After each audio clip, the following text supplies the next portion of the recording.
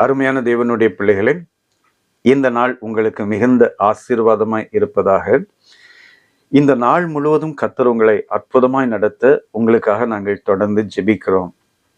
நீதிமொழிகள் 9ஆம் அதிகாரம் 1வது வசனத்திலே, ஞானம் தன் வீட்டை கட்டி தன் 7 தூண்களையும் சித்திரம் தீர்த்து. இந்த வசனம் இந்த காலை நேரத்தில் நம்முடைய வாழ்க்கைக்கு ரொம்ப பிரயோஜனமான ஒரு வசனம். நம்ம செய்ய வேண்டிய காரியத்தை கற்றுக் கொடுக்கிறதை நாம் இந்த வசனத்திலே பார்க்க முடிகிறது. பாருங்கள், ஒரு ஞானமுள்ள மனிதன் ஒரு வீட்டை கட்டுகிறார். அந்த வீட்டிலே 7 தூண்கள் இருக்கிறது. அவர் எப்படி கட்டுவார்? நேர்த்தியா இருக்க வேண்டும், ஸ்திரமா இருக்க வேண்டும், அழகா இருக்க வேண்டும், பாதுகாப்பா இருக்க வேண்டும். இப்படிதான் அவர் திட்டமிட்டு அந்த வீட்டை கட்டுவார். இப்படி கட்டப்பட்ட வீட்டிலே அவர்கள் குடியிருக்கும் போது அவர்களுக்கு ரொம்ப ஆசீர்வாதமா இருக்கும், ரொம்ப சந்தோஷமா இருக்கும்.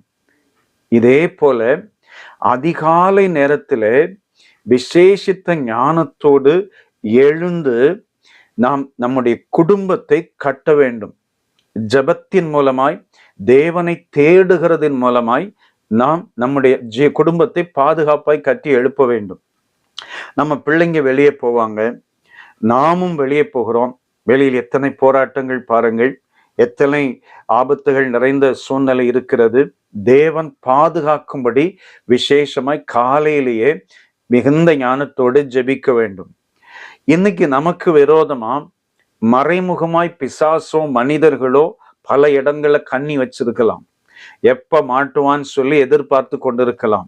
அதை தேவன் அடையாளமிட்டு காண்பித்து அதிலிருந்து தப்பித்துக் கொள்வதற்கு விசேஷத்தை ஞானத்தோடு ஜெபிக்க வேண்டும். இன்னைக்கு சில சூழ்நிலைகளை வீண் வரையங்கள், செலவினங்கள் காத்திருக்கலாம். பிசாசு அதுல கொண்டு வந்து நம்மளை மாட்டி விட யோசிக்கலாம். காலையிலேயே ஜெபிக்கணும்.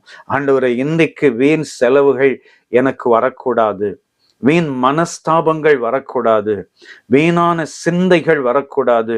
இப்படி காலையில எழுந்த உடனே ஜெபிக்கணும். பிள்ளைங்களுக்காக ஜெபிக்கணும், கணவன் மனைவிக்காக ஜெபிக்கணும். இப்படி நீங்க அந்த 7 தூண் உள்ள ஒரு வீட்டை எப்படி ஸ்ட்ராங்கா கட்டுறாங்களோ, உங்க வாழ்க்கையினுடைய பல பகுதிகள் 7ஆ இருக்கலாம், 10ஆ இருக்கலாம், பல விஷயங்கள் பல விதங்களில் இருக்கலாம். அதெல்லாம் கட்டி எழுப்பி நீங்க உங்க வீட்டை பாதுகாப்பா வைக்கும்போது அந்த நாள் உங்களுக்கு மிகுந்த ஆசீர்வாதமா இருக்கும். நான் நிறைய பேர்ட்டு கேட்டிருக்கிறேன், நீங்க காலை ஜபம் இரவு ஜபம் பண்ணுவீங்களா அப்படின்னு கேட்டா, இல்ல பாஸ்டர், டைமே இல்லை. ஆனா அவங்க சொல்லுவாங்க, பாஸ்டர் எங்களுக்காக ஜெபம் பண்ணிக்குவாங்க. அவங்க ஒரு காணிக்கை கொடுத்துட்டு எங்களுக்காக ஜெபம் பண்ணிக்கோன்னு சொல்றது ஆசீர்வாதம் இல்லை. தனிப்பட்ட வாழ்க்கையிலே தேவனோடு கூட உள்ள உறவு வேண்டும். தனிப்பட்ட வாழ்க்கையில தேவனை தேட வேண்டும். அப்பொழுதுதான் அவங்க குடும்பத்துக்கு பாதுகாப்பா இருக்கும்.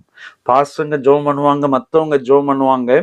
ஆனா தனிப்பட்ட வாழ்க்கையில தான் ஜபித்தால் தான் அந்த குடும்பத்துக்கு ரொம்ப ஆசீர்வாதம் என்பதை உணர்ந்து கொள்ள வேண்டும். இதே நீதிமொழிகள் 9ஆம் அதிகாரம் 10வது வசனத்திலே, கர்த்தருக்கு பயப்படுதலே ஞானத்தின் ஆரம்பம். ஞானத்தோடு கூட இந்த நாளை நம்ம ஆரம்பிக்கணும், ஜெபித்து ஆரம்பிக்கணும், பிள்ளைங்களுக்கு ஆலோசனை கொடுத்து ஆரம்பிக்கணும். நான் சில வீடுகள்ல பார்த்திருக்கிறேன், பெற்றோர்கள் பிள்ளைகள் தலையில கை வைத்து ஜெபித்து அனுப்புவார்கள். நாங்களும் எங்கள் பிள்ளைகளுக்கு அப்படி செய்கிறோம். பாருங்கள், அப்படி செய்யும் போது பிள்ளைகளுடைய வாழ்க்கை, குடும்பத்தினருடைய வாழ்க்கை பாதுகாப்பா இருக்கும். அருமையான சகோதரா சகோதரி, இந்த ஞானம் எப்படி தன்னுடைய வீட்டை கட்டி சித்திரம் தீர்த்து என்னவெல்லாம் செய்கிறதோ, அதே போல இன்னைக்கு உங்க குடும்பத்தை தேவனுடைய சமூகத்திலே கட்டுங்கள், பாதுகாப்பதற்காய் கட்டுங்கள், ஆசீர்வாதத்துக்காய் கட்டி எழுப்புங்கள், தேவனுடைய கிருபைக்காய் கட்டி எழுப்புங்கள், பிள்ளைகளுடைய படிப்பு ஞானத்துக்காய் கட்டி எழுப்புங்கள். நீங்களும் உங்கள் குடும்பமும் ஆசீர்வாதமாய் இருப்பீர்கள். தேவனுடைய பாதுகாப்பு உங்களை சுற்றிலும் இருக்கும். கர்த்தர் யோபுவையும் அவருடைய வீட்டையும் அவருக்குண்டான எல்லாவற்றையும் சுற்றிலும் வேலி அடைத்தது போல கர்த்தர் உங்களை சுற்றிலும் வேலி அடைப்பார். உங்களுடைய தனிப்பட்ட ஜெபம் முக்கியம், அதிகாலை ஜெபம் முக்கியம். செய்யுங்கள், உங்கள் குடும்பம் ஆசீர்வாதமா இருக்கும். சேர்ந்து ஜெபிக்கலாமா? வல்லமையுள்ள பிதாவே, இயேசுவின் நாமத்தினால் இதை பார்க்கிற அன்பான பிள்ளைகளுடைய வாழ்க்கையிலே அதிகாலையில் எழுந்து ஜெபித்து தங்கள் குடும்பத்தை கட்டியெழுப்பி பாதுகாப்பாய் ஆசீர்வாதமாய் நன்மையாய் இருக்க தேவன் கிருபை பாராட்டுவீராக. இயேசு இரட்சகர் நாமத்தில் பிதாவே, ஆமென், ஆமென். God bless you. Amen.